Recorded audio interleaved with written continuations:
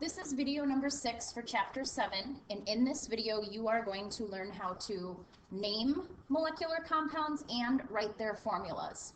So the first thing we want to cover is what is a molecular compound. And a molecular compound is any compound that has covalent bonds.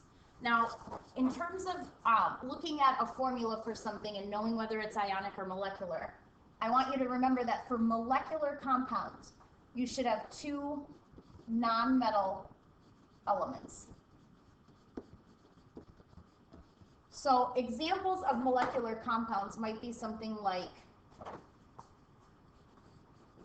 H2O, where hydrogen and oxygen are both non-metals, CO2,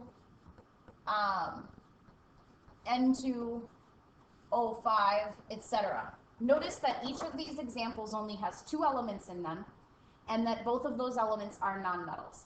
Now, we will learn how to name these compounds using something called Greek prefixes. You were shown the Greek prefixes in the previous video that was for hydrates.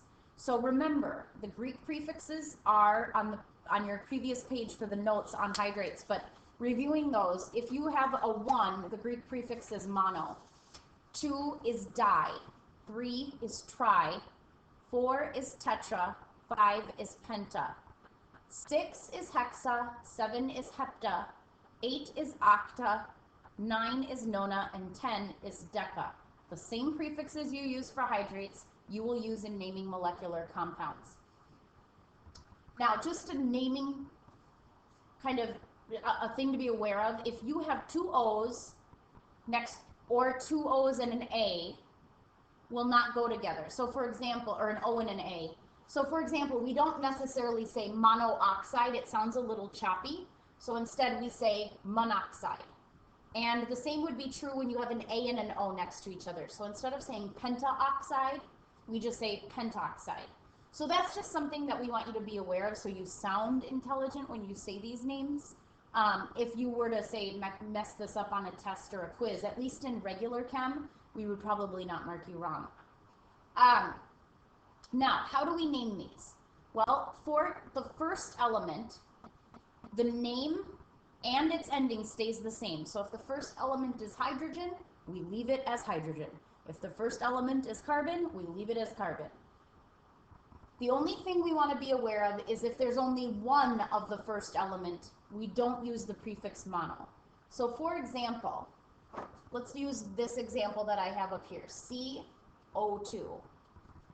There's only one carbon, so instead of saying monocarbon, I just say carbon. By saying the element name alone, it indicates that there's one of the first element. We use mono always on the second element. If there's one of the second element, then use mono. But if there's two, you'd use the prefix for two.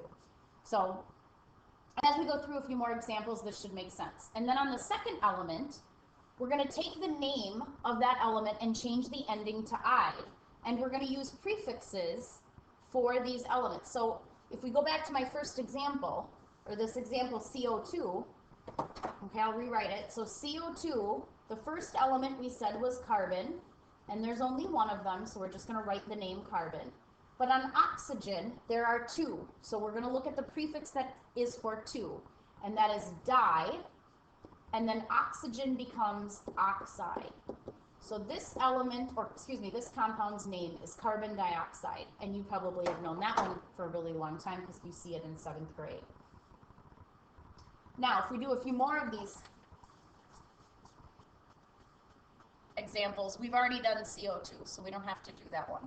If we look at Cl2O7, Cl and O are the two elements that are in this compound. They are both nonmetals, so we are going to name them using Greek prefixes. And you are literally just translating how many of each of the elements there are.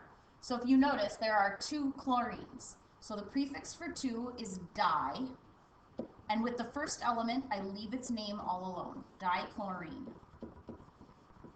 The second element is oxygen. There are 7 of them. So the prefix for 7 is hept. And I normally would write hepta, but since the next is the oxygen begins with the O, I'm just going to say hept, ox, and I'm going to change that ending to I. So this compound is dichlorine heptoxide. On this third example, N and O are the two elements in the compound.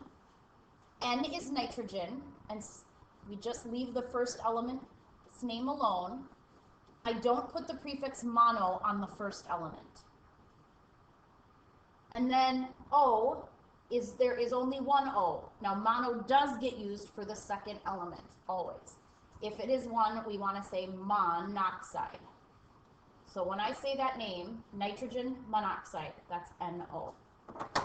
Now, once you've gotten the hang of writing the names, it shouldn't be that hard to use a name to write a formula. So the next line, I have some examples for you to write those. So here we go with sulfur hexafluoride. Okay, so the two elements that are involved in this compound are sulfur, and fluoride is fluorine. Now, when there's no prefix on sulfur, I can imply that it means that there's one. With fluorine, there's a hexa, so that means 6. So 6 Fs. So the formula for sulfur hexafluoride should be SF6. On this next compound, we have dinitrogen trioxide. So the two elements that are involved are nitrogen and oxygen.